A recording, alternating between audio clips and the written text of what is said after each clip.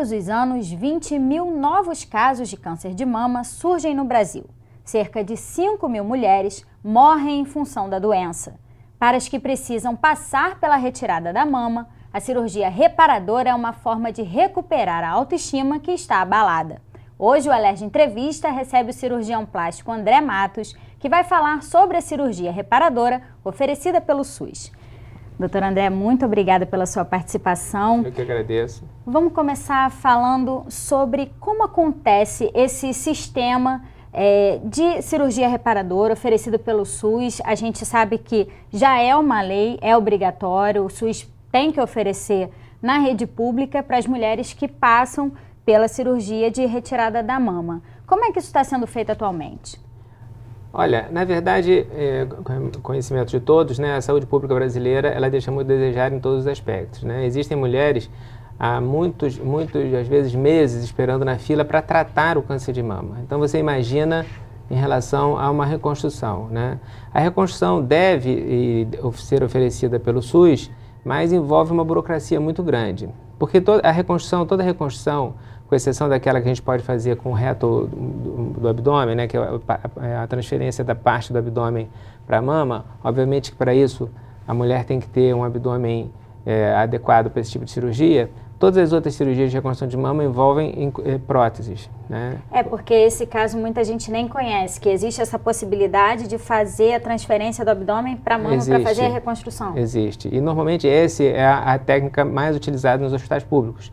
Porque isso diminui o custo, diminui a burocracia, porque a burocracia de se pedir um implante, por exemplo, quando não há possibilidade de se botar uma prótese diretamente, tem que usar expansor, aí são várias fases de reconstrução. Então isso envolve uma burocracia maior, porque você tem que solicitar ao SUS o expansor, depois o implante.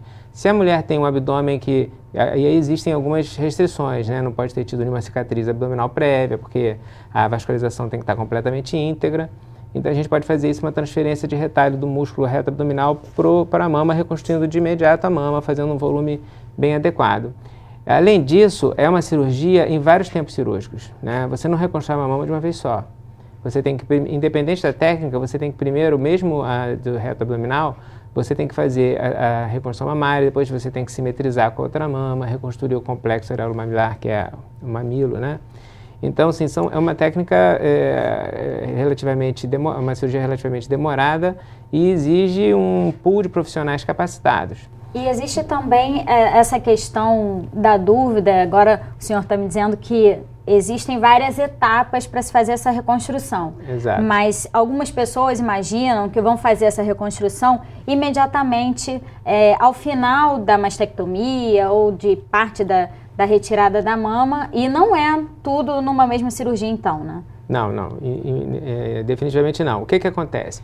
A reconstrução de mama imediata ou tardia, ela tem alguns prós e contras, né? Existe um grupo de médicos que são a favor da reconstrução imediata e outros não. Uma das principais razões para isso é o seguinte: é muito difícil você ter uma mama reconstruída exatamente igual à outra, né? Na verdade, quando a gente faz uma cirurgia reconstrutora, o próprio nome diz, está reconstruindo algum lugar, né? Não é uma cirurgia estética, você não vai botar uma prótese simplesmente porque você quer aumentar a mama, ficar com a mama mais bonita, que a obrigatoriedade da beleza se impõe. No caso, o que se impõe é a cura da doença, né? Então, primeiro a pessoa tem que ficar livre do câncer e ter todas as condições liberadas pelo oncologista para ser submetida a uma reconstrução de mama, imediata ou tardia. Os que defendem essa reconstrução tardia, eles alegam o seguinte: uma mulher nunca ficará plenamente satisfeita com uma reconstrução imediata, porque ela nunca terá vivido a ausência da mama. Então, se você vive a ausência da mama, fica sem mama, depois uma reconstrução de mama feita posteriormente, você que sofreu aquele trauma de ficar sem mama, você aceitaria melhor um resultado que não vai ser igual a outra mama. Se você reconstruir imediatamente, você só vai ter a memória da sua mama antiga, né? E nunca ela vai ficar igual a mama antiga. Você pode idealizar aquela perfeição que você imaginava e não vai acontecer. Os outros que defendem a reconstrução imediata já falam o oposto, que o trauma de ficar sem mama é tão grande para a mulher que é muito melhor ela fazer a reconstrução imediata. Quando a gente fala em reconstrução imediata, a gente significa fazer a primeira etapa da reconstrução de mama, né? Então, por exemplo, vai tirar a mama, coloca uma prótese, um expansor, faz uma reconstrução com TRAN, que é o retalho abdominal, e depois vão fazer a sequência cirúrgica. Importante lembrar aqui também que hoje em dia é muito comum com o advento de técnicas de diagnóstico mais eficientes, né, como ressonância magnética, a gente detectar tumores muito pequenos, né? Coincidentemente, no caminho para cá, eu recebi um WhatsApp da minha secretária dizendo que uma paciente que eu operei de face há 2 meses atrás ficou super feliz. Ela rejuvenesceu uns 15 anos e ela apareceu no consultório uns 15 dias atrás com um tumor na mama, grande, palpável e duro. Segundo ela já tinha esse tumor há alguns anos e o mastologista ia mandando acompanhar e houve um crescimento absurdo. Eu, na hora, achei que era câncer. Ela fez uma biópsia e hoje recebi o diagnóstico que realmente era um tumor de mama. Então, assim, com esse diagnóstico precoce, como tumores pequenos, às vezes não é necessário tirar a mama toda. Então, aí a reconstrução pode ser feita imediatamente e implica em apenas, assim, uma reestruturação da própria mama ou, no máximo, a colocação de uma pequena prótese. E o efeito também é melhor, porque evidentemente é melhor, porque você não precisa tirar o mamilo, né? Mantendo a areola, se você um tumor de mama passível de tratamento, sem se ressecar a areola e o mamilo, sem fazer mastectomia total, o resultado estético posterior é muito melhor.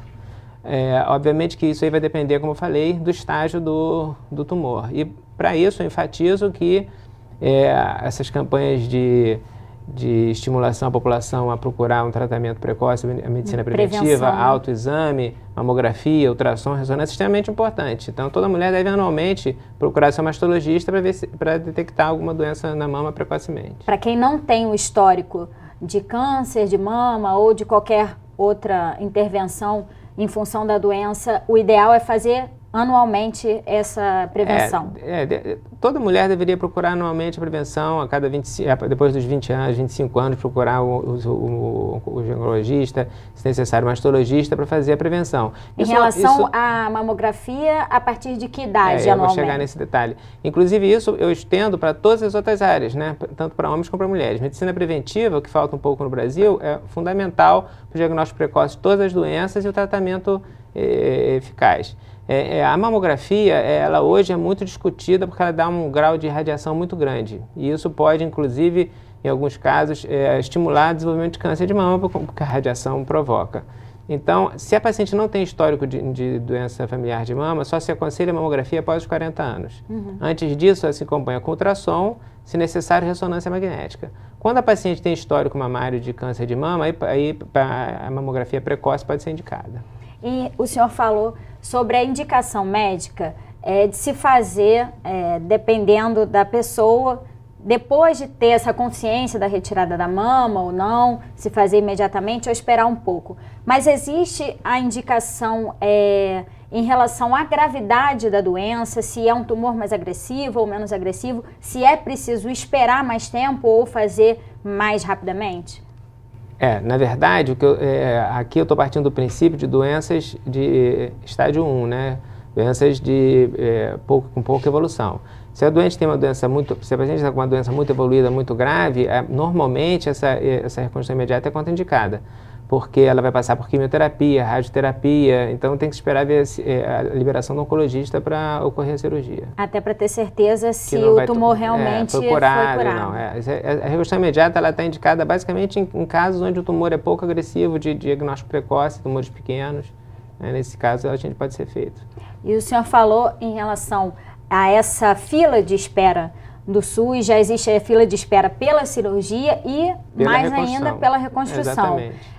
Em média, quanto tempo essas pacientes precisam esperar para fazer a cirurgia reparadora? Olha, isso depende dos hospitais e do local do país, né? Assim, eu não posso dizer em termos nacionais. Aqui no Rio de Janeiro, no mínimo 6 meses, né, de espera com sorte, porque realmente eles dão prioridade ao tratamento de doenças, né, e não a parte estética. Embora isso causa uma doença psicológica, né, mas infelizmente a gente ainda vive um momento onde a nossa saúde está muito deixada de lado, né. Doutor André, a gente vai fazer um pequeno intervalo e volta falando sobre esse assunto no próximo bloco. Ok, obrigado. É só um minutinho, a gente volta já já.